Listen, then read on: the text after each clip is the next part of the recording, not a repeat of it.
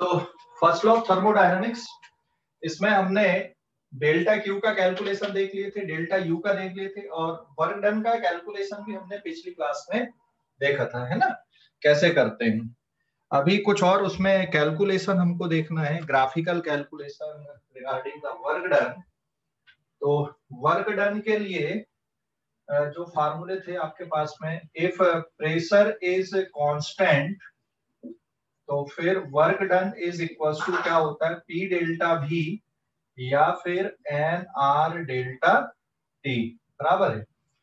और दूसरा, अगर प्रेशर कांस्टेंट नहीं है, if pressure is not constant, then work done is by integration of PDV, V I से लेकर वी एफ तक इसकी लिमिट लोगे, इनिशियल वॉल्यूम से लेकर फाइनल वॉल्यूम तक। अगर प्रेशर कांस्टेंट नहीं है तो इंटीग्रेट करोगे, कांस्टेंट है तो इस तरह से करोगे।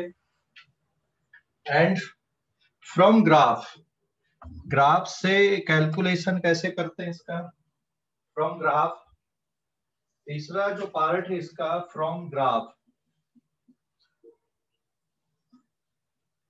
फ्रॉम ग्राफ किसका ग्राफ है, पीवी ग्राफ। तो पीवी ग्राफ में प्रेशर इधर पे लिया मैंने और इधर पे लिया वॉल्यूम, पीवी मतलब प्रेशर वर्सेस वॉल्यूम ग्राफ, ठीक है। तो प्रेशर वर्सेस वॉल्यूम ग्राफ में जो एरिया आएगा, जैसे आप गैस ए, स्टेट ए से स्टेट बी तक अगर गैस जा रही है यहाँ पे, तो ये जो एरिया आएगा,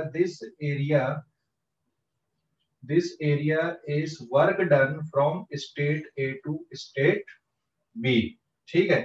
तो एरिया हमेशा कौन से एक्सिस का लेना, आपको वॉल्यूम एक्सिस का एरिया लेना है। Area is always of volume axis, है ना, एरिया हमेशा आपको वॉल्यूम एक्सिस का लेना है। और अगर मान लो pressure volume graph some time ऐसा बना देता है, इधर पे वॉल्यूम ले लिया और इधर पे प्रेशर ले लिया, ठीक है। Suppose it is in pascal, pascal मतलब in newton per metre square, और वॉल्यूम सपोज मीटर क्यूब में है, और ये जो ग्राफ है ये सपोज ऐसा कुछ है यहाँ पे, this is state A and this is state B. तो जो एरिया आपको लेना है यहाँ पे ए से बी के लिए, वो ये वाला एरिया लेना है। तो एरिया हमेशा आपको वॉल्यूम एक्सिस का ही एरिया लेना है, ये area. So this area is equals to work done by gas from A to B, A से बी तक जाने के लिए वर्क डन, ठीक है। समझ गए कि नहीं। मान लो गैस स्टेट ए से स्टेट बी तक अगर जा रही है तो ये एरिया लेना, अगर वॉल्यूम एक्सिस यहाँ पे तो ये एरिया, वॉल्यूम एक्सिस अगर यहाँ पे है हॉरिजॉन्टल या एक्स एक्सिस की तरफ है तो ये है। वैसे किसको एक्स एक्सिस मानना किसको वाई एक्सिस मानना है ये हमारी चॉइस होती है, बट ध्यान रखो प्रेशर वॉल्यूम ग्राफ से अगर आपको वर्क डन निकालना है तो हमेशा आपको वॉल्यूम एक्सिस का एरिया लेना है, ठीक है, हमेशा वॉल्यूम एक्सिस का एरिया लेना है। ओके, स्क्रीनशॉट लो इस पेज का, इस पेज का स्क्रीनशॉट ले लो, ले लिए? ओके, देन हम आगे बढ़ते हैं अभी इसी में, कुछ और क्वेश्चंस हम देखते हैं। कल हमने इसके क्वेश्चन किए थे बट दोबारा रिकॉल करवाया मैंने, कुछ और क्वेश्चन हम देख रहे हैं यहाँ पे।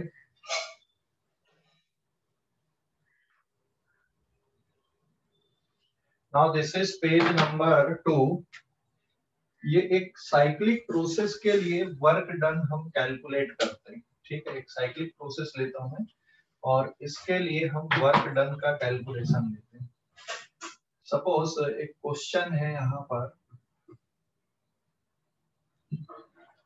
इधर पे लिए हमने प्रेशर, इधर पे लिए हमने वॉल्यूम, एंड वॉल्यूम सपोज लिया है मीटर क्यूब में, and it is into 10 to the power 3 pascal, ठीक है।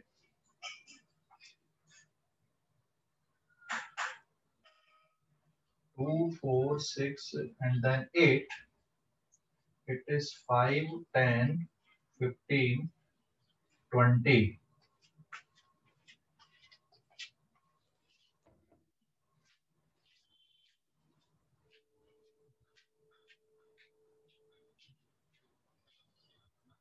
तो ये स्टेट ए है,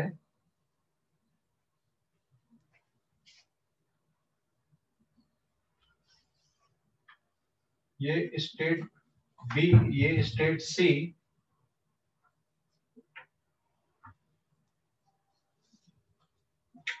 स्टेट हो गई यहाँ पे डी, और ये डी से ए यहाँ तक पहुंच गया है ना।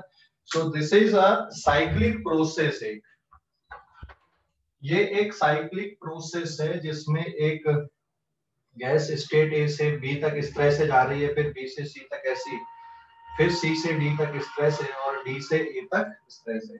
ठीक है, इसमें आप देख सकते हो ए से बी अकेला सिर्फ आइसोबेरिक प्रोसेस है, बाकी प्रोसेस के बारे में हम ये नहीं बता सकते कि किस टाइप की है ना। हाँ, ए से बी अकेली कौन सी प्रोसेस है यहाँ पे आइसोबेरिक है, बाकी के बारे में नहीं पता। तो अभी हमें वर्क डन निकालना हर एक पाथ के लिए कि भाई यहाँ पे ए से बी के लिए कितना वर्क डन होगा, बी से सी के लिए कितना वर्क डन होगा, सी से डी के लिए कितना वर्क डन होगा, और डी से ए के लिए कितना वर्क डन होगा। ठीक है, तो यहाँ पे work done from A to B, और नेट वर्क डन कितना होगा। तो work done by gas from A to B, work done by gas from A to B मतलब कौन से पोर्शन का एरिया आपको लेना पड़ेगा यहाँ पे। ए से बी के लिए आप देखोगे ये वाला एरिया आपको लेना बेटा, ए से बी के लिए। सो एरिया अगर हम देखें यहाँ पे, मैं इसको ऐसा लिख दूं, this is the area A, फिर डी, नहीं, ए से बी के लिए चाहिए आपको, तो ए से बी मतलब ये पूरा एक रेक्टेंगल का एरिया आ रहा है, A B, and this is of 15, फिर 5, और 5 से फिर आप कहां पर पहुंच गए, ए पे पहुंच गए। तो ये एरिया आपको लेना है यहाँ पे, बस मैंने ये जो नंबरिंग किया है यहाँ पे, बस ये एरिया को शो करने के लिए, ए बी 15 5 और ए, ये वाले पोर्शन का आपको एरिया निकालना है ए से बी के लिए वर्क डन के लिए। ठीक है, तो इस एरिया को अगर आप देखते हो, ये वाला जो एरिया है, सपोज मैं इसको ये वाले ब्लू कलर के पेन से मैंने ये सेट कर दिया यहाँ पे। So this is the area, मतलब जिसको आपने ये वाला पोर्शन से बनाया हुआ है, ये एरिया पूरा। तो ये एरिया किसके इक्वल आ जाएगा, यहाँ पे देख सकते हो पूरा एक रेक्टेंगल आपको दिख रहा है। तो this is the breadth and this is the length. Length कितनी हो गई इसकी, 8 × 10⁻³ पास्कल, और ये ब्रेथ हो जाएगी यहाँ पे 15 - 5 मीटर क्यूब। सो सॉल्व करने पे हो जाएगा, इट इज 80 × 10⁻³ जूल, क्योंकि पास्कल मीटर क्यूब जूल के इक्वल होता है। सो वर्क डन ए से बी तक जाने में ये पूरा एरिया आपको निकालना है।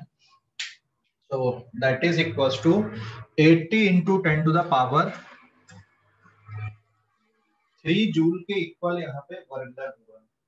नेक्स्ट अब हम कौन से पाथ के लिए देख लें, बीसी पाथ के लिए देख लेते हैं। तो सेकंड वर्क डन हम देख ले रहे हैं बी टू सी के लिए।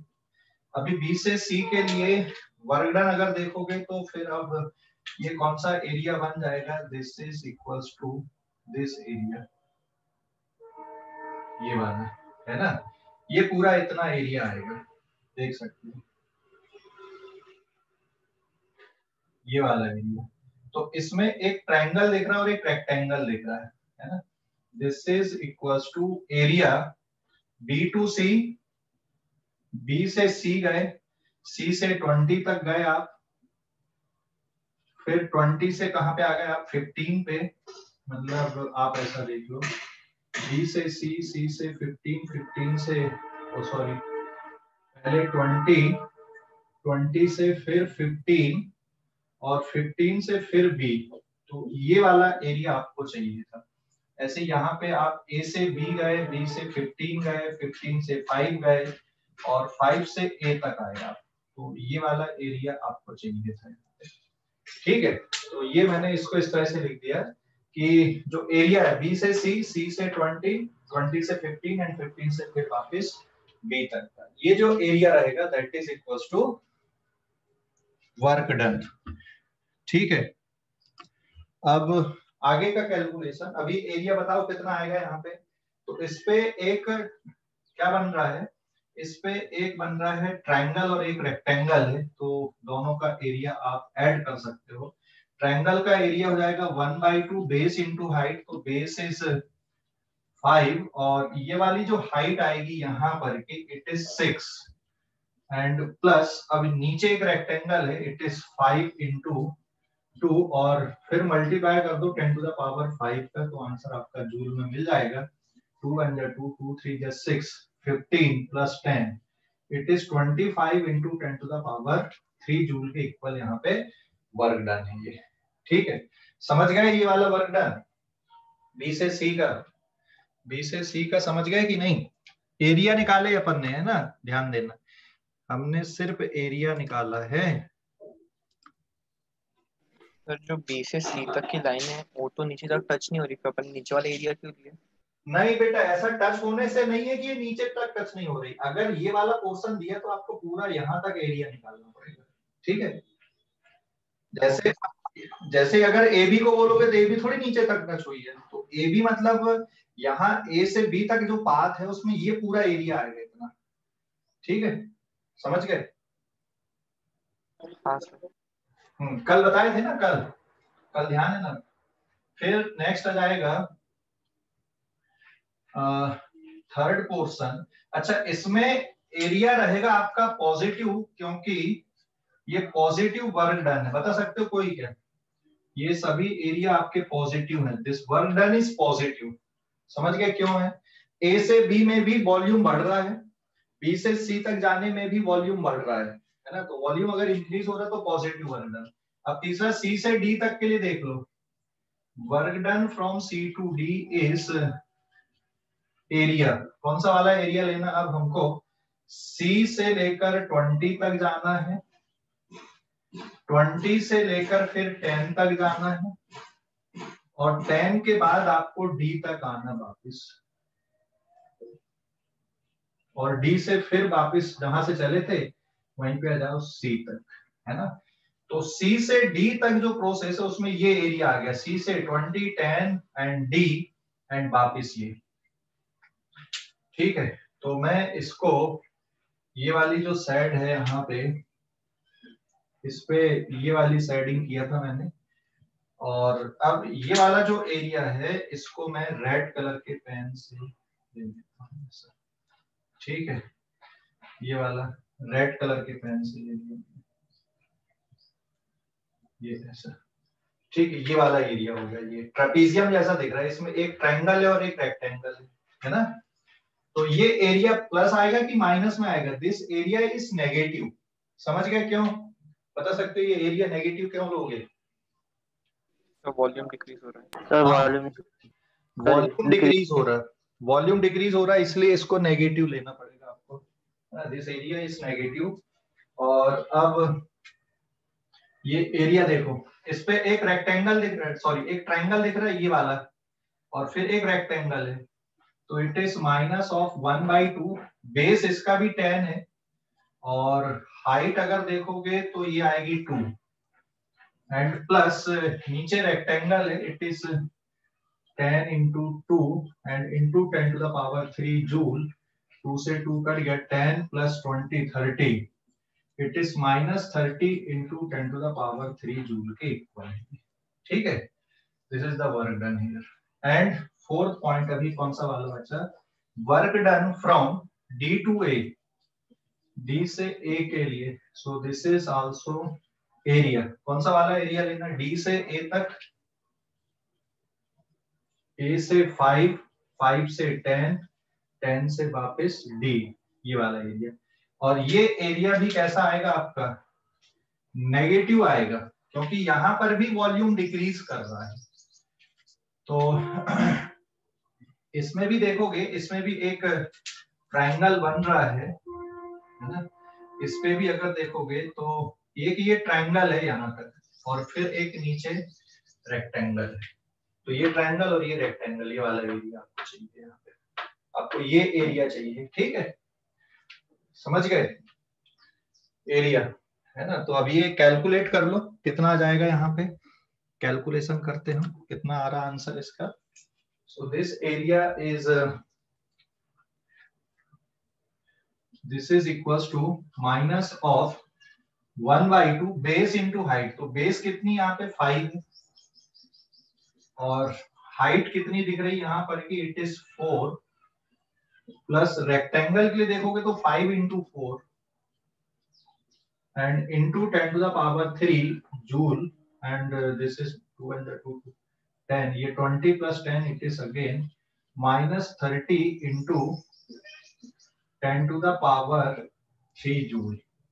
ठीक है। so this is the work done from D to A। तो D से A तक जाने पे ये इतना वर्क डन हुआ है यहाँ पे। ठीक है, this is the work done from D to A।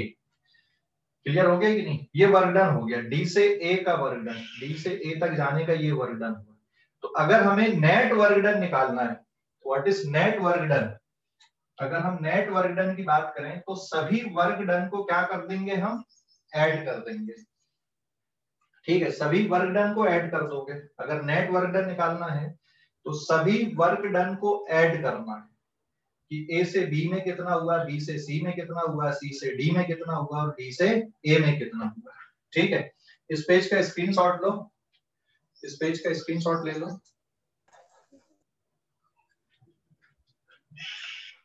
Sir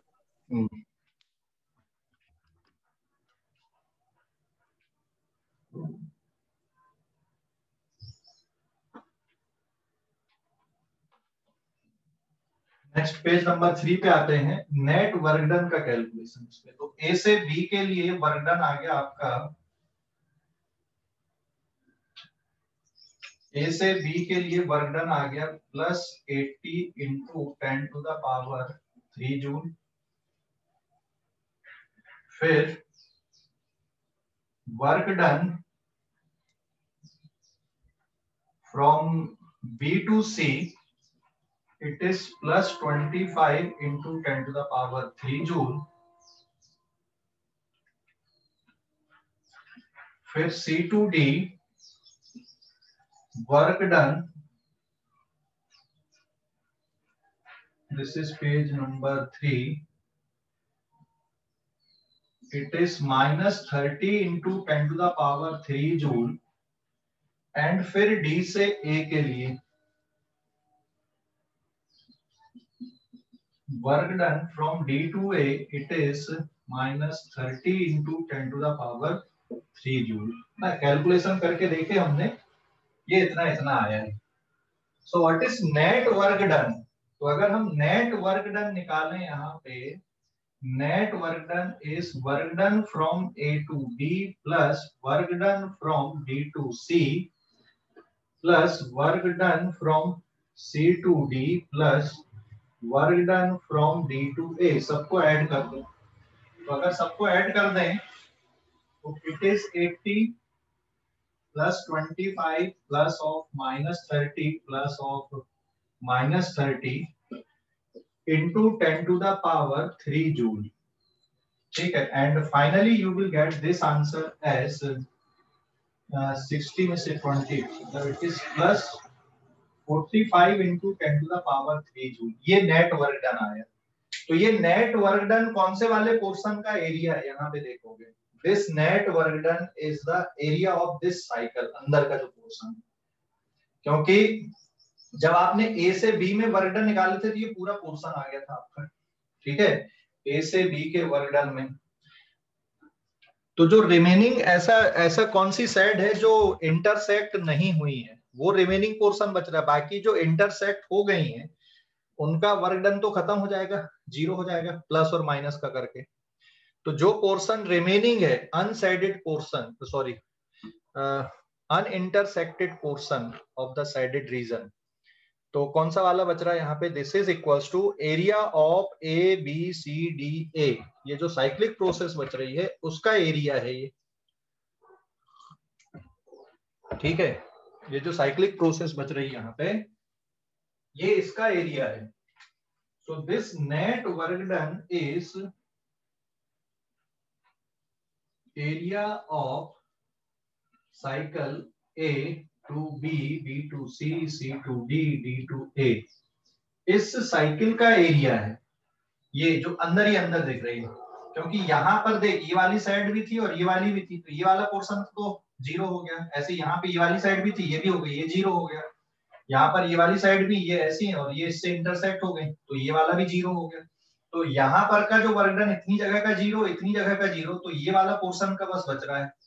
so net work done, net work done का मतलब ये साइकिल का एरिया है।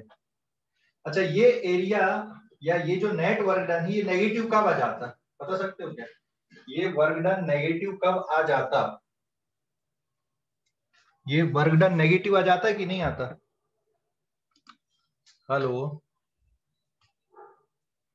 Yes sir. कहां पे आ जाता बेटा ये वर्क डन नेगेटिव? कब होता बताओ? ये क्लॉकवाइज साइकिल दिख रही है, अगर हम इसको एंटी क्लॉकवाइज साइकिल ले लें, मतलब A to B, B to C, C to D, D to A ना लेकर हम क्या ले लें, इसको पलट दो साइकिल को, A टू D कर दें पहले, मतलब एंटी क्लॉकवाइज कर दें। अभी क्लॉकवाइज दिख रही है, अगर एंटी क्लॉकवाइज कर दोगे तो पूरा आंसर में क्या चेंज आएगा? माइनस, क्या सर माइनस साइन रहेगा। हाँ -45 आ जाएगा, है ना? मतलब work done from B to A कितना होता है? -80। Work done from C to B -25, work done from D to C +30, work done from A to D +30। तो ओवरऑल आंसर आपका माइनस में आता है। तो क्लॉकवाइज साइकिल अगर है तो net work done positive, anti clockwise cycle है तो नेट वर्क डन कितना रहेगा? नेगेटिव। ठीक है, समझ गए? सर और एक बार बताइए ना। क्लॉकवाइज साइकिल अगर है तो नेट वर्क डन रहेगा पॉजिटिव, और अगर एंटी क्लॉकवाइज साइकिल है नेट वर्क डन रहेगा नेगेटिव। क्लॉकवाइज साइकिल का वर्क डन पॉजिटिव और एंटी क्लॉकवाइज साइकिल का वर्क डन नेगेटिव। ठीक है, ये क्लॉकवाइज साइकिल है, यहाँ पे ये क्लॉकवाइज साइकिल दिख रही, नेट वर्क डन मतलब ये वाले पोर्शन का एरिया है। ठीक है, तो अगर हम साइकिल ऐसी ले लेते हैं, सो नेट वर्क डन यहीं पर के लिए A to B, B to C, C to D, D to A, that is clockwise cycle है, इट इज पॉजिटिव। और work done, net work done अगर देखोगे, पलट दो इसको, A to D, D to C, C to B and D to A, मतलब कौन सी साइकिल हो गई ये? Anti clockwise. अगर एंटी क्लॉकवाइज ले लोगे तो नेट वर्क डन कितना आएगा? नेगेटिव आएगा। ठीक है, तो ये ध्यान रखना, अगर कहीं पे आपको क्लॉकवाइज साइकिल दिख रही है तो नेट वर्क डन पॉजिटिव रहेगा, और अगर एंटी क्लॉकवाइज साइकिल दिख रही तो नेट वर्क डन कैसा रहेगा? नेगेटिव रहेगा। ठीक है, हाँ सर। ओके, स्क्रीनशॉट ले लो अभी इस पेज का।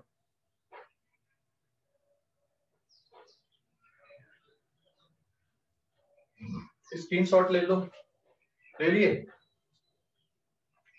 Yes sir. पेज नंबर 4 पे आते हैं अब हम।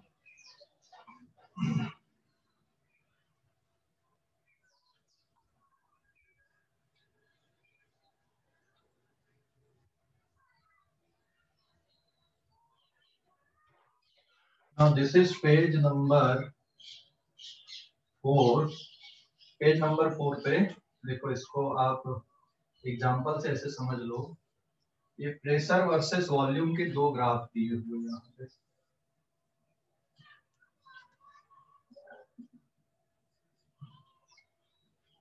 इधर पे प्रेशर, इधर पे वॉल्यूम।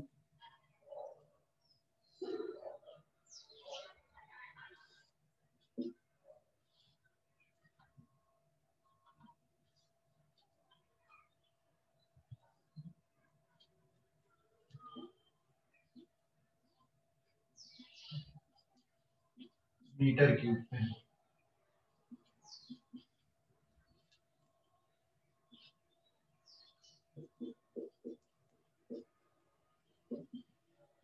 पास्कल में है, ये भी मीटर क्यूब है। एक मिनट, इसको मैं लीटर में ले लेता हूँ ना यहाँ पे। This is in litre.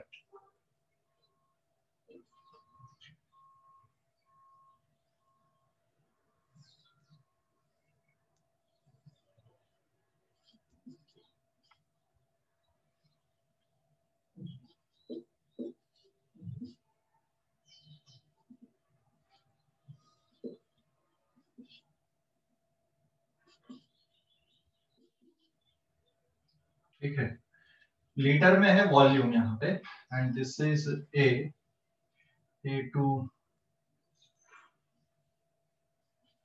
B, suppose it is B and this is C here। ठीक है, ऐसा ही। तो ये दो साइकिल दी हैं, दोनों में नेट वर्क डन बताना, फाइंड नेट वर्क डन। आपको बाकी कुछ नहीं कैलकुलेट करना, सिर्फ नेट वर्क डन निकालना है यहाँ पे।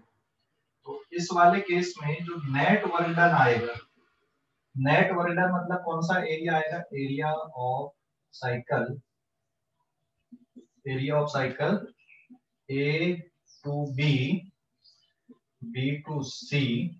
ठीक है, इस साइकिल का एरिया आपको चाहिए यहाँ पे, and that is equals to positive work done आएगा क्योंकि क्लॉकवाइज साइकिल है, और ये ट्रायंगल का एरिया हो जाएगा इतनी जगह का बस। सो it is 1/2 base into height, base is 8 litre into height है इसकी 8 पास्कल। ठीक है, 8 लीटर इंटू 8 पास्कल। एक मिनट, ये दोनों में कंफ्यूजन नहीं होना चाहिए, तो इसको मैं कर देता हूँ यहाँ पे, इट इज 6। ठीक है, इट इज आल्सो हियर 6। तो ये कितना हो गया यहाँ पे, इट इज 6 पास्कल, मतलब ये कितना बचेगा यहाँ पे 4 पास्कल।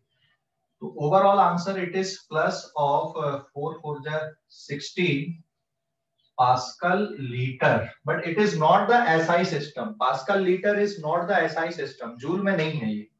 तो जूल में कन्वर्ट अगर आपको करना तो ध्यान रखना 1000 litre is 1 metre cube. 1000 litre 1 metre cube होता है, तो 1 litre is 10 to the power -3 metre cube होता है। So remember this conversion. नहीं तो आप पता चल रहा आपने सब एरिया वगैरह निकाल ले, लेकिन आपने यूनिट बराबर कन्वर्ट नहीं की।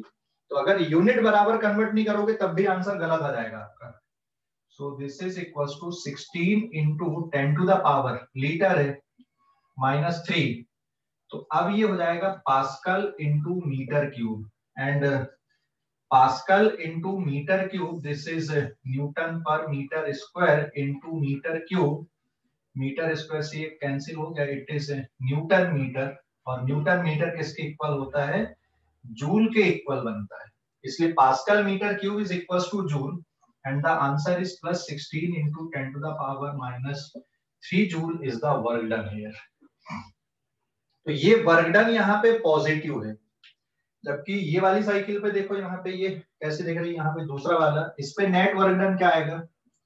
Now in second case net work done that is equals to area of cycle A to C, C to B and B to A।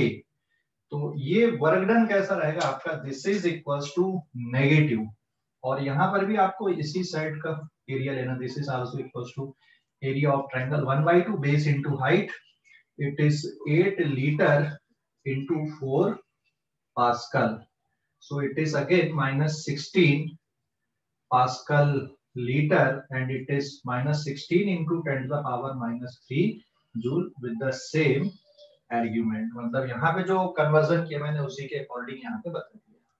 ठीक है, तो ये वाला जो वर्क डन है ये नेगेटिव है, this is the net work done in this cyclic process, and ये वाली साइक्लिक प्रोसेस के लिए नेट वर्क डन कैसा है, पॉजिटिव, क्योंकि क्लॉकवाइज है। देखो A से B में वर्क डन 0 आएगा, वॉल्यूम कांस्टेंट है, लेकिन B से C में मिलेगा, और B से C का जो वर्क डन आएगा ये पूरा कितना रहेगा, अगर आप देखोगे तो B से C का जो वर्क डन है ये पूरा इतना नीचे तक लेना पड़ेगा आपको।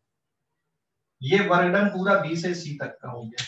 C से A तक का जो वर्क डन है ये कौन सा वाला पोर्शन हो जाएगा, ये वाला पोर्शन है ना। तो बचा कितना ए से बी में वर्क डन 0, बी से सी में ये पूरा इतना बड़ा एरिया हो गया, सी से ए में ये इतना छोटा एरिया हो गया, तो ये पहले से इतना और था, ये और हो गया, तो ये वाला पोर्शन क्या हो गया यहाँ पे कैंसिल आउट हो गया, बचा इतना, इसलिए हमने एरिया ऑफ द साइकिल लिख दी, ये वाले पोर्शन का बस एरिया बचता है।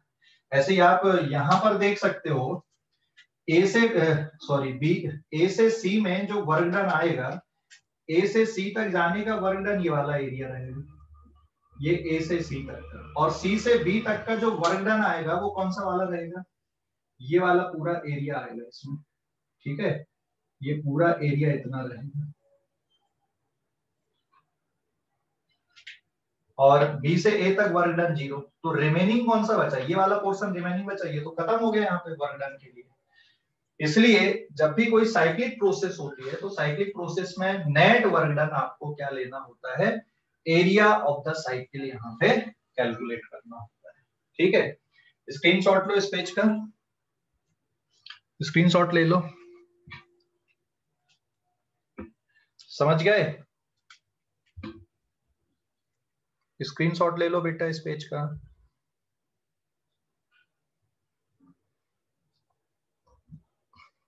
हेलो, स्क्रीनशॉट ले लो।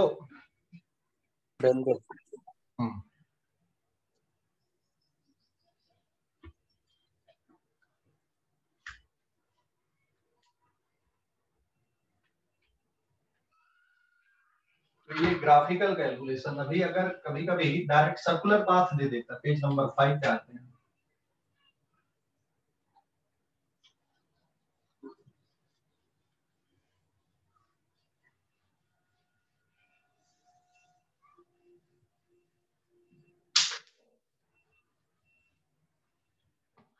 पेज नंबर 5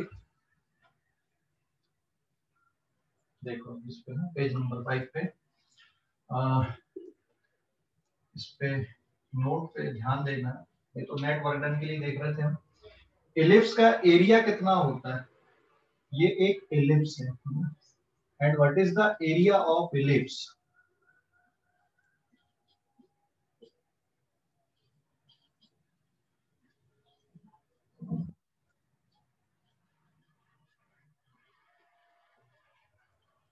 एलिप्स का एरिया कितना होता है, कोई बता सकता है एलिप्स का एरिया, एलिप्स का एरिया का फार्मूला याद है किसी को? So this area is pi into A B, और ए और बी की वैल्यू अगर सेम है तो पाई आर स्क्वायर बन जाएगा सर्कल का area. Circle is a special case of ellipse, ध्यान रखना, ठीक है। तो पाई ए बी, तो इस पे भी प्रेशर और वॉल्यूम के बीच में अगर सर्कल बना है, ग्राफ बना है यहाँ पे, जैसे ये सर्कुलर पाथ आपको दिख रहा है ऐसा, ये ऐसा सर्कल दिख रहा है एंड इट इज क्लॉकवाइज, तो ये क्लॉकवाइज सर्कल आपको दिख रहा है, तो नेट वर्क डन कैसा आएगा, पॉजिटिव और नेगेटिव यहाँ पे। This is volume V1, this is volume V2, this is pressure P1, this is pressure P2, तो प्रेशर वर्सेस वॉल्यूम का ये ग्राफ है and it is circular path. तो यहाँ पर जो नेट वर्क डन आएगा, नेट वर्क डन मतलब ये इतने पोर्शन का आपको एरिया निकालना है, क्या करोगे, what is the net work done here, net work done क्या रहेगा, it is positive, this is positive of area of cycle ही लिखेंगे हम, बट ये एक बिल्कुल एग्जैक्टली सर्कुलर पाथ में दिख रहा है। मैं इंटीग्रेशन वाली अप्रोच में यहाँ पे नहीं जाऊंगा, क्योंकि ये जो फार्मूला है ना, ये फार्मूला भी इंटीग्रेट करके निकाला गया है, ठीक है, ये फार्मूले को भी इंटीग्रेट करके निकाला गया है एलिप्स की इक्वेशन से। और आप लोग मैथ्स में सीखोगे, एरिया अंडर द कर्व का जब कैलकुलेशन करते हैं ना, उसमें मैथ्स में आपको सिखाया जाता है, तो मैं वो उस इंटीग्रेशन पे नहीं जा रहा हूँ यहाँ पे। सो ये जो एरिया है पाई इंटू ए बी, ये इंटीग्रेट करके निकाला गया, बस इतना ध्यान रखना है यहाँ पे, ठीक है। तो वैसे ही इसका एरिया क्या लिखोगे यहाँ पे, इसको एलिप्स मानोगे कि सर्कल मानोगे, इसको एलिप्स मानना है कि सर्कल मानना है, सोच के बताओ जरा। Hello,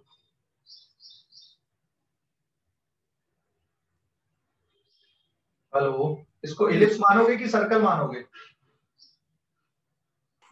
ellipse sir. हाँ, इलिप्स। क्यों क्यों बताओ जरा रीजन। तो भाई देख, इधर पे इसकी लेंथ अलग है ना, तो इधर पे प्रेशर है और ये वाले एक्सिस पे वॉल्यूम है, तो प्रेशर और वॉल्यूम सेम होते हैं क्या? No sir. नहीं। अगर यहाँ पर भी वॉल्यूम होता और इधर भी वॉल्यूम एक्सिस रहता और सर्कल बनता, तो फिर तो कहानी खत्म हो गई थी, डायरेक्ट हो जाता भाई हमारे पास, पाई आर स्क्वायर लगा देते। बट इसको ट्रीट करोगे एज अ इलिप्स। क्यों? क्योंकि यहाँ पे प्रेशर है, इधर पे वॉल्यूम है, तो ए का मतलब हो गया वॉल्यूम और बी का मतलब हो गया प्रेशर। ठीक है, ऐसा समझ लो। So this is equals to pi of, तो इसमें इधर के लिए जो डिस्टेंस आएगा ये आधा होगा। यहाँ पे देख, ये पूरे डिस्टेंस का आधा है ना, यहाँ तक का पूरा डिस्टेंस किसके इक्वल होता है? This distance is equals to 2a। और ऐसे ये वाला जो डिस्टेंस होता है यहाँ से इधर तक का, ये किसके बराबर रहेगा? This is equals to 2b। तो ऐसे ये वाला जो डिस्टेंस है ये v2 minus v1, since v2 minus v1 is equals to 2a, so therefore a is equals to v2 minus v1 by 2। तो सिमिलरली आप प्रेशर के लिए लिख सकते हो, तो ये वाली वैल्यू हो जाएगी v2 minus v1 by 2 into p2 minus p1 upon 2। और पॉजिटिव एरिया क्यों लिए हमने यहाँ पे? पॉजिटिव एरिया इसलिए लिए क्योंकि ये क्लॉकवाइज साइकिल है और नेट वर्क डन यहाँ पे कितना मिलेगा आपको? पॉजिटिव मिलेगा। Net work done is positive. उसको आधी आधी साइकिल से इमेजिन कर ले, आधी, तो आधा ऊपर का ये क्लॉकवाइज दिख रहा है, मतलब जो वर्क डन आएगा पूरा आधा अपर हाफ पार्ट के लिए पूरा नीचे तक चला जाएगा और लोअर हाफ पार्ट के लिए पूरा फिर से नीचे तक। तो अपर हाफ पार्ट का और लोअर हाफ पार्ट का यहाँ से जो नीचे का पोर्शन है वो पूरा आपका कैंसिल आउट हो जाएगा, तो जो एरिया बचेगा यहाँ पे ये अपर हाफ पोर्शन का एरिया बच रहा है, that is equals to this area है। ठीक है, तो अगर क्लॉकवाइज साइकिल है तो जो वर्क डन है ये पॉजिटिव है, और अगर यही वाला एंटी क्लॉकवाइज साइकिल अगर होती तो ये वर्क डन क्या आ जाता है यहाँ पे? नेगेटिव आ जाता है। दैट इज, अगर मैं यहाँ पे प्रेशर ले लूं, यहाँ पे वॉल्यूम ले लूं, ये साइकिल अगर ऐसी एंटी क्लॉकवाइज साइकिल अगर होती तो ये जो नेट वर्क डन है यहाँ पे, this net work done is minus of this area of cycle. और एरिया ऑफ साइकिल कैसे निकालना ये मैंने यहाँ पे बताई दिया। तो अगर आपको सर्कल दिख रहा है तो एक कॉमन मिस्टेक होती है कि जैसे सर्कल दिखा पाई आर स्क्वायर लगा दिए, पाई आर स्क्वायर लगा दिए। भाई इधर भी आर और इधर भी आर थोड़ी है बेटा, इधर पे प्रेशर एक्सिस है, इधर में वॉल्यूम एक्सिस है। तो ये की कॉमन मिस्टेक होती है। क्या करते हैं, यहाँ पे डेटा दिया रहता है तो इधर का डेटा लिए, इधर का डेटा लिए, वैल्यू निकाल ली। तो ऐसा नहीं करना आपको। अगर सर्कुलर पाथ दिख रहा है और एरिया कैलकुलेट करना है यहाँ पे, तो आपको एरिया इस तरह से कैलकुलेट करना है। ध्यान रखो इस पॉइंट को ना, it is very important point. Sir हाँ बोलो। सर वर्क नेटवर्क जो रहेगा वो हाफ सर्कल ही रहेगा क्या? हाँ तो देख लेना, आधा कहीं से भी काउंट कर ले, आधे सर्कल से देख ले, हाफ सर्कल के बराबर ही तो आ रहा है वहां पे। लेकिन हाफ सर्कल का मतलब ये नहीं है एलिप्स बोलो इसको, क्योंकि दोनों एक्सिस अलग अलग है ना बेटा, एक तरफ प्रेशर एक्सिस है, एक तरफ वॉल्यूम एक्सिस है। दिख बस रहा है ऐसा हाफ सर्कल ये, बट हाफ सर्कल का एरिया तो तुम बोलोगे sir pi r square by 2 होता है, तो वैसा नहीं है ना ये। समझ गया? कैलकुलेशन पे ध्यान रखना, जब भी इस तरह के ग्राफ अगर आएंगे तो ये ध्यान रखोगे। एक कॉमन मिस्टेक होती है इस पे, ठीक है? समझ गए? तो ऐसा नहीं कि एक बार डायग्राम फिर से बताओ ना वाला सर। ये P versus T graph. P versus भी वाला? Yes sir. पी वर्सेस भी वाला ग्राफ, यहाँ पे प्रेशर, किसी गैस का प्रेशर और वॉल्यूम इस तरह से चेंज हो रहा है, एक स्टेट से दूसरी स्टेट तक कुछ इस तरह से चेंज हो रहा है कि ये सर्कल बन रहा है यहाँ पे। ठीक है, अब इसका नेट वर्क डन निकालना है, तो इसका नेट वर्क डन क्या आएगा? पॉजिटिव आएगा, क्योंकि क्लॉकवाइज साइकिल। समझ गए? लेकिन एरिया निकालते टाइम आपको कौन सा फार्मूला लगाना पड़ेगा एरिया के लिए? आपको सर्कल वाला नहीं लगाना पाई आर स्क्वायर, ठीक है? एरिया में प्रेशर और वॉल्यूम दोनों का मल्टीप्लिकेशन होना चाहिए। आप दोनों तरीके से सोच लो, जैसे अगर आप पाई आर स्क्वायर लिखते हो तो फिर पाई आर स्क्वायर का मतलब ये कब आएगा, ये pi into v two minus v one by two का होल स्क्वायर कर दोगे, या फिर pi into p two minus p one का होल स्क्वायर कर दोगे। सही है कि गलत है? ये तो गलत है ना। सिर्फ वॉल्यूम का स्क्वायर करने से वर्क डन निकलेगा क्या, या सिर्फ प्रेशर का मल्टीप्लाई करने से? नहीं, जब तक आप प्रेशर और वॉल्यूम दोनों का मल्टीप्लाई नहीं करोगे तब तक वर्क की डायमेंशन नहीं आएगी, ध्यान रखना। समझ गए? Hello sir.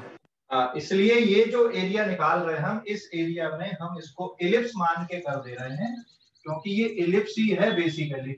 और उसको मैंने क्या करके बता दिया तुमको, इक्वेट करके बता दिया कि ये इलिप्स और इलिप्स का एरिया ये होता है, और ये इंटीग्रेट करके आया। तो ये जो आंसर है ना, ये भी इंटीग्रेशन से आया है।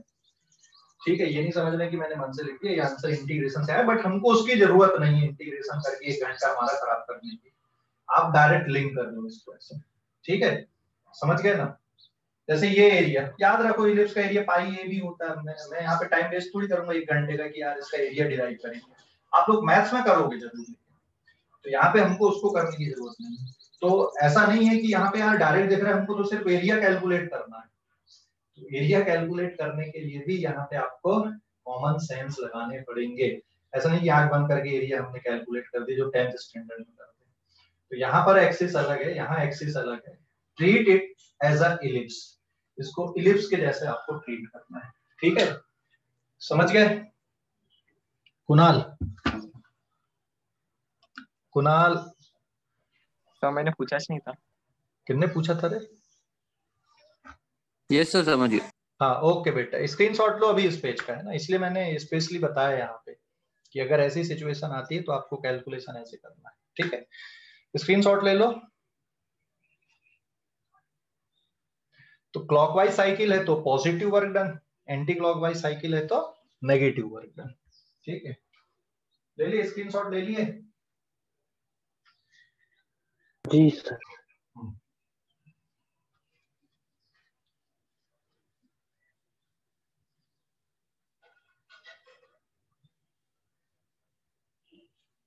Now page number 6। अब एक और सिचुएशन थी कि अगर प्रेशर कांस्टेंट नहीं है तो वर्क डन का कैलकुलेशन है ना, तो उसमें मैंने सिर्फ मेथड बता दिए थे। एक एग्जांपल हम ले रहे हैं यहाँ पे।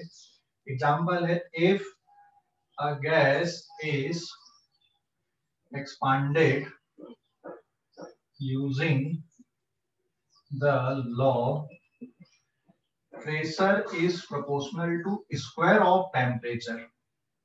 प्रेशर किसके प्रोपोर्शनल है? टेम्परेचर के स्क्वायर के प्रोपोर्शनल है। ठीक है, if n mole gas, if n mole gas is expanded using the law P is proportional to T square, इस रूल को फॉलो करते हुए वो एक्सपांड हो रही है। ठीक है, then find work done from temperature T1 to T2, T1 से T2 टेम्परेचर तक के लिए वर्क डन कितना होगा। ठीक है, सीधा सीधा क्वेश्चन दिख रहा है। तो यहाँ पे जो वर्क डन आएगा, work done will be given by integration PdV limit, अभी लिमिट बाद में हम रखेंगे यहाँ पे। अब इसमें ध्यान देना, since PV equals to nRT होता है। ठीक है, PV इक्वल्स टू nRT, हमें रिप्लेस करना है यहाँ पे। प्रेशर टेम्परेचर का फंक्शन दिख रहा है यहाँ पे, तो मैं इसको क्या कंसीडर कर लूं, also P is proportional to T square, P is equals to KT square हम मान सकते हैं यहाँ पे। So this is equals to KT square into V equals to nRT। इस पे देख सकते हो आप, एक T से एक T कैंसिल हो जाएगा, TB is equals to nR upon K। तो मैं इसको ऐसा लिख सकता हूँ क्या, V is equals to nR upon K into T, और वेरिएबल हो जाएगा dV, dV is equals to nR upon K, और 1 अपॉन T का जो डेरिवेटिव आएगा it is -1 by T square into dt। तो ध्यान देना, v equals to suppose lambda by K है, सॉरी लैम्डा अपॉन टी है, तो dv अपॉन dt मतलब d upon dt of lambda into T की पावर -1, लैम्डा कांस्टेंट हो गया, d upon dt of T की पावर -1, तो इसका डेरिवेटिव होगा -1 टी की पावर -2, है ना। इसलिए मैंने सीधा सीधा लिख दिया है कि जो वेरिएबल बन रहा है dv, ये किसके बराबर आ गया, -1 upon T square into D T. तो आपके पास जो इंटीग्रेशन फंक्शन आ रहा है, देखो प्रेशर की जगह पे क्या पुट कर दोगे, प्रेशर की जगह पे आपका जाएगा के टी स्क्वायर, और डीवी की जगह पे कितना आ गया आपके पास में, डीवी का जो वेरिएबल है it is N R upon K into 1 minus T square D T, है ना। और अब आपकी लिमिट आ जाएगी t1 से लेकर t2 तक। तो इस पे देख सकते हो ये k और ये कैंसिल हो जाएगा, ये टी स्क्वायर और ये टी स्क्वायर कैंसिल आउट हो जाएगा, एन आर आपका बाहर आ गया with negative sign and it is dt, t1 से लेकर t2। So this can be written as minus N R, it is t2 minus t1, और माइनस साइन अगर हटा दोगे तो it is N R into t1 minus t2। This is the required work done in this process, ठीक है। It is looking like work done in constant pressure के लिए, लेकिन उसमें पॉजिटिव एनआर डेल्टा टी आता है, यहाँ पे नेगेटिव एनआर डेल्टा टी है, तो आप दिख बस रहा है ऐसा बट है नहीं। तो अगर प्रेशर कांस्टेंट नहीं है तो आपको इस तरह से करना पड़ेगा, ध्यान रखना, ठीक है। स्क्रीनशॉट लो इस पेज का, स्क्रीनशॉट ले लो।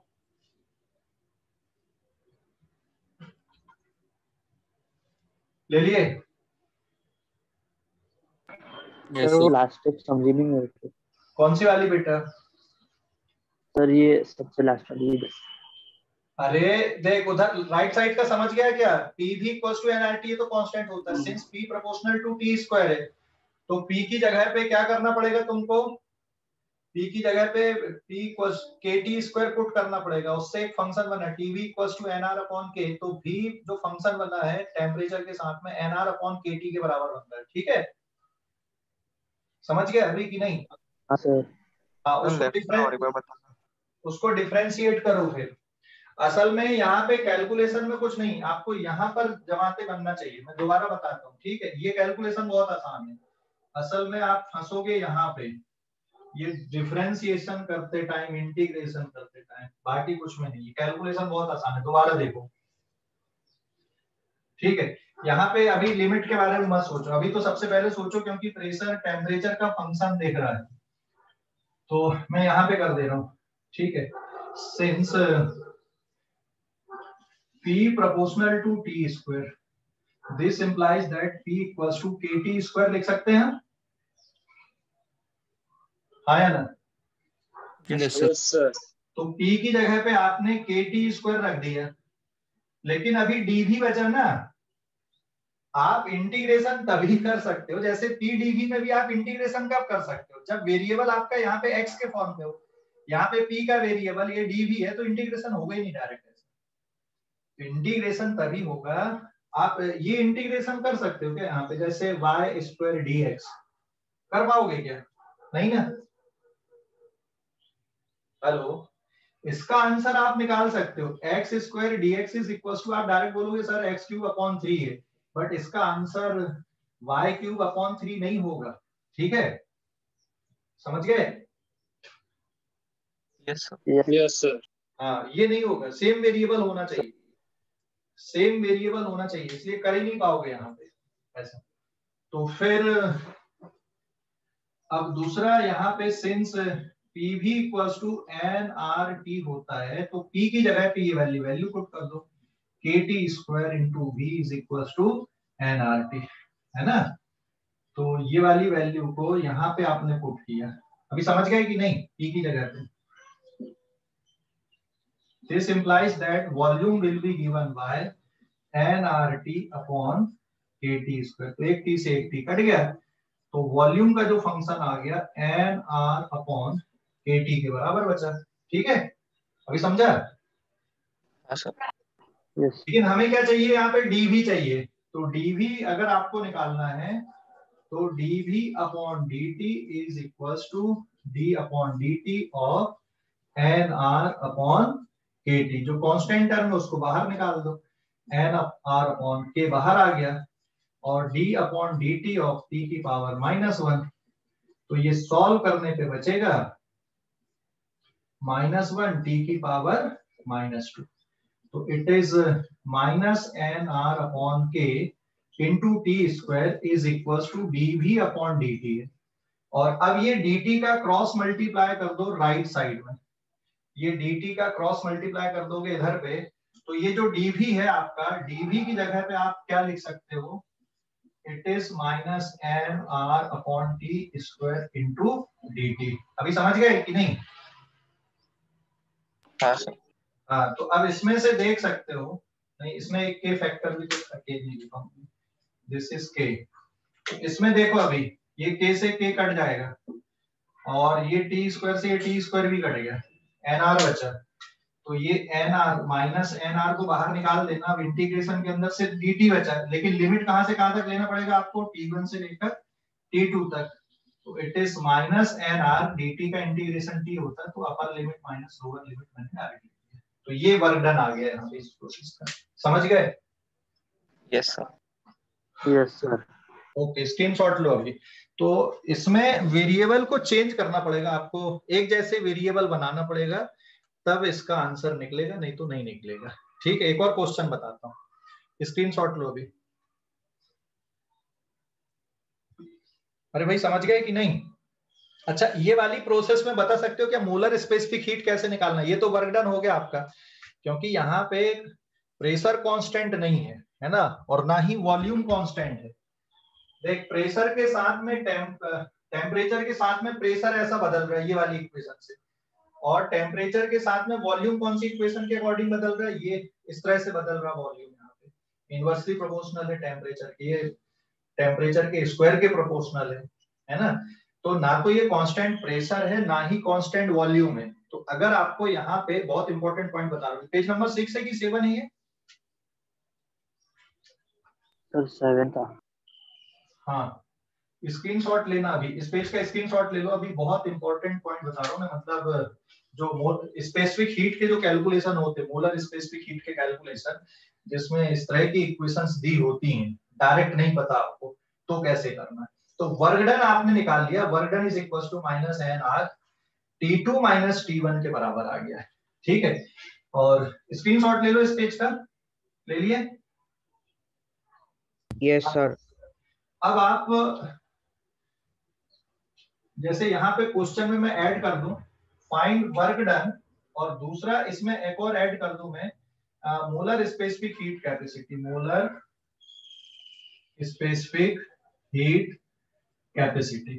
तो अमाउंट ऑफ हीट का जो कैलकुलेशन आएगा इसका जो सॉल्यूशन है आपका, ठीक है, ये सॉल्यूशन यहां से आ गया आपका, है ना। तो एक पार्ट ये हो गया, एंड डेल्टा यू किसके बराबर होता है, कोई भी प्रोसेस हो, it is N C V delta T. तो N C V delta T, C V का मतलब हो गया, अब इसके लिए आपको ना ये गैस के बारे में पता होना चाहिए कि कौन सी गैस है। तो n mole, suppose it is monoatomic gas, n mole monoatomic gas है ये। तो अगर ये n mole monoatomic gas है तो सी वी हो जाएगा 3/2r, और जो डेल्टा टी है इट इज T2 - T1 के इक्वल रहेगा ये। ठीक है, and since delta Q is equals to delta U plus W होता है, तो ये हो जाएगा 3/2nr T2 - T1, और वर्क डन किसकी इक्वल आ गया यहाँ पे, plus of -nr T2 - T1। तो सॉल्व करने पे कितना बचेगा ये, it is 1/2nr T2 - T1, या फिर it is 1/2nr delta T बचेगा। ठीक है, इट इज डेल्टा Q। तो जो अमाउंट ऑफ हीट रिक्वायर्ड आ रही है, ये आ गया आपका अमाउंट ऑफ हीट रिक्वायर्ड। समझ गए? Hello, amount of heat required समझ गए कि नहीं?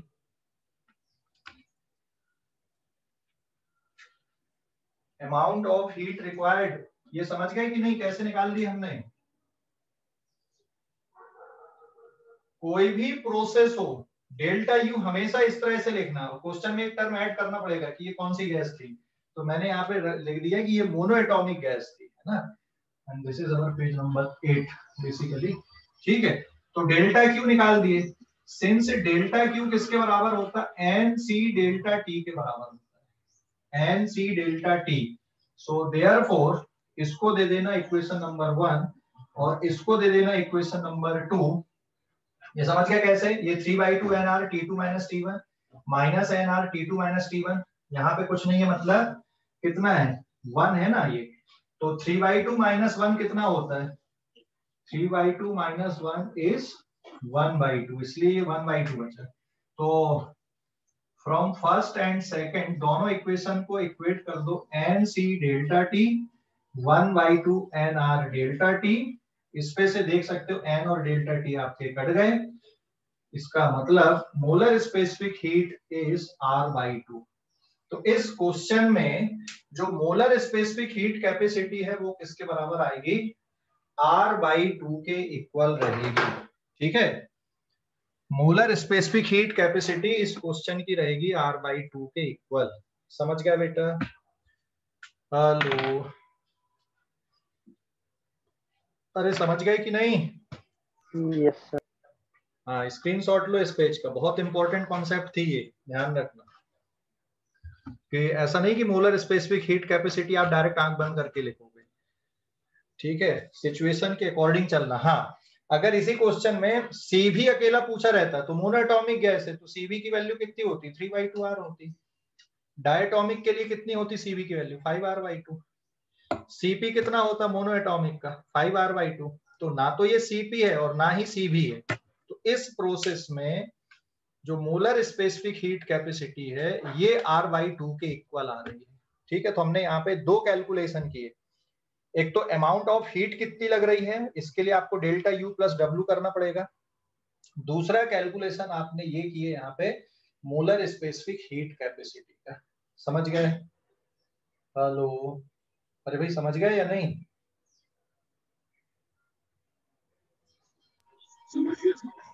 स्क्रीनशॉट लो इस पेज का।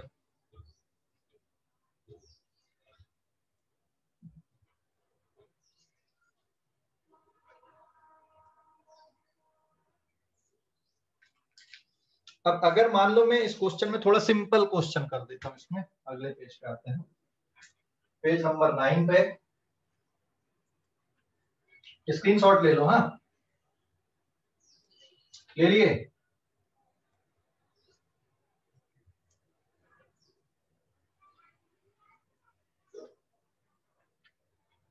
Page number 9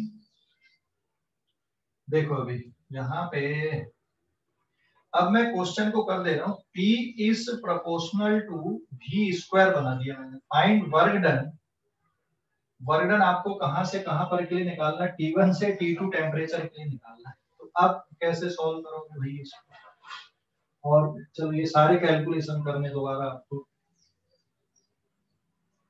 page number 9। तो T1 से T2 टेम्परेचर के लिए निकालना है ना, T1 से T2 टेम्परेचर के लिए निकालना वर्क डन और molar specific heat capacity. Pressure कैसे बदल रहे हैं यहाँ पे, pressure is proportional to volume का स्क्वायर है। तो अब इसका जो सॉल्यूशन आएगा ये कैसे आएगा, देखो, since P is proportional to V square, this implies that P is equals to kV square आप लिखोगे, and since PV is equals to nRT से आपको प्रेशर को पहले तो टेम्परेचर के टर्म पे रिप्लेस करना पड़ेगा। ठीक है सर, इसके प्रोपोर्शनल है तो फिर वो एक्सपांडेड आएगा या कंप्रेस्ड आएगा? बेटा प्रोपोर्शनल है तो एक्सपांडेड ही आएगा ना, क्या फर्क पड़ता है। ठीक है, मतलब प्रेशर भी बढ़ रहा है, वॉल्यूम भी बढ़ रहा है, और वॉल्यूम कैसे बढ़ रहा है, स्क्वायर के फॉर्म पे बढ़ रहा है। तो ये कंडीशन है, मतलब ऐसी प्रोसेस तो कैसी भी हो सकती है। तो प्रेशर की जगह पे आप लिख दोगे kV square into V is equals to nRT। देखो यहाँ पे फैक्ट अब ऐसा आ गया कि V cube is equals to nRT upon K। So V is equals to nR upon K, ये तो कांस्टेंट फैक्टर है आपका, पावर 1/3, एंड T की पावर इज आल्सो 1/3। तो वॉल्यूम इस तरह से वेरी कर रहा है ना। और अगर हम इसका डिफरेंशियल टर्म ले लें यहाँ पे, तो dv अपॉन dt अगर हम कर दें, dv अपॉन dt, तो ये है, इसको मैं नया कांस्टेंट मान लेता हूँ, लैम्डा इंटू टी की पावर 1/3, लैम्डा ये पूरा टर्म है, तो it is lambda into D upon dt of T की पावर 1/3, लैम्डा इंटू 1/3 टी की पावर 1/3 माइनस 1, मतलब लैम्डा टी की power -2/3 upon 3, so lambda by 3 and T की पावर डायरेक्ट लिख सकते हैं इट इज टी की पावर -2/3 ऐसा। तो अब देखो आप प्रेशर की जगह पे क्या पुट करना पड़ेगा आपको, के वी स्क्वायर और डी वी। ठीक है, ये बहुत भयंकर हो जाएगा ये क्वेश्चन, ऐसा मतलब जेई के लेवल का क्वेश्चन बन जाएगा ये। ठीक है, अब यहाँ पर अगर सिर्फ वॉल्यूम के टर्म पे लिखना होता ना तो आसान हो जाता है क्वेश्चन, थोड़ा आसान रहता, बट टेम्परेचर के टर्म पे लिखना है थोड़ा डिफिकल्ट हो गया, कैलकुलेशन ज्यादा हो गया, डिफिकल्ट का मेरा मतलब ये है, बट जब आप इनसे फैमिलियर हो जाते हो इंटीग्रेशन डिफरेंशिएशन तो फटाफट निकलती है, ऐसा मुश्किल काम नहीं है।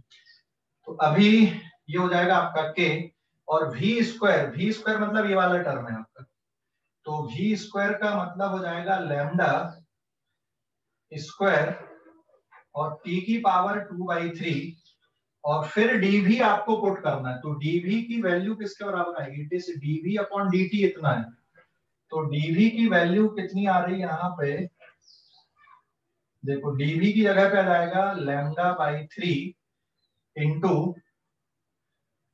टी की पावर -2/3 एंड dt, तो ये पावर में कितना देखो 2/3 और ये माइनस में 2/3 है, इसका मतलब क्या हुआ, ये वाला टर्म आपका कट गया यहाँ पे पूरा, है ना, और ये लैम्डा क्यूब अपॉन 3 आ गया, ultimately you have the answer के लैम्डा क्यूब अपॉन 3 dt, तो ये पूरा टर्म आपका कांस्टेंट है लिमिट t1 से लेकर t2, and the answer is K lambda cube upon 3 and it is t2 minus t1, it is the work done. ठीक है, ये वर्क डन है यहाँ पे, समझ गए, अरे समझ गए कि नहीं, हेलो समझ गए, हेलो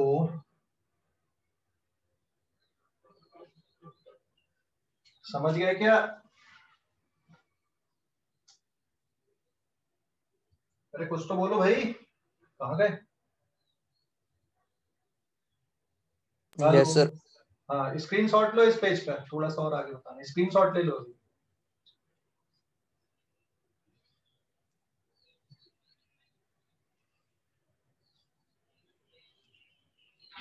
ठीक है, पेज नंबर 10 अभी, हाँ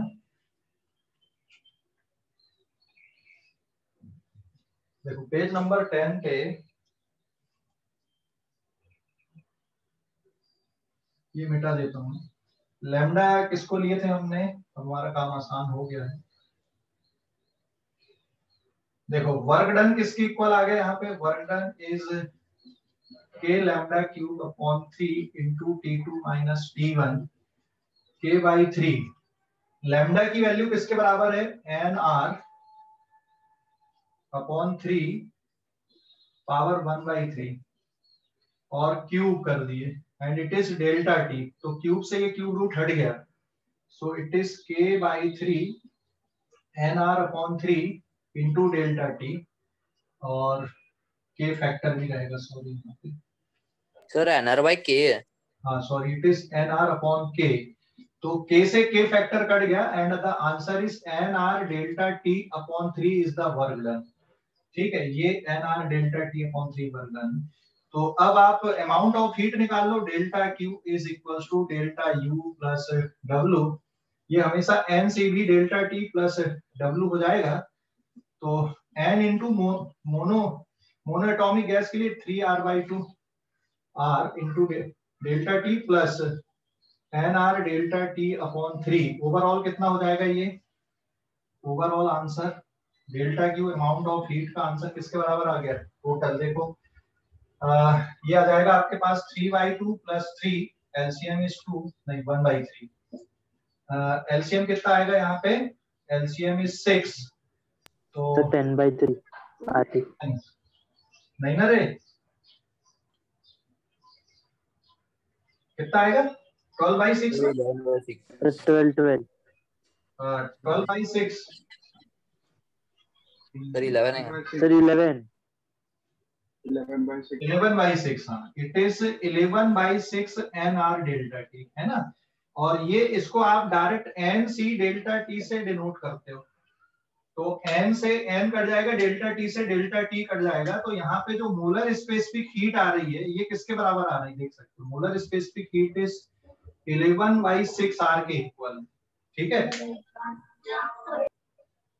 समझ गए। मोलर स्पेसिफिक हीट 11 R/6 है यहाँ पे।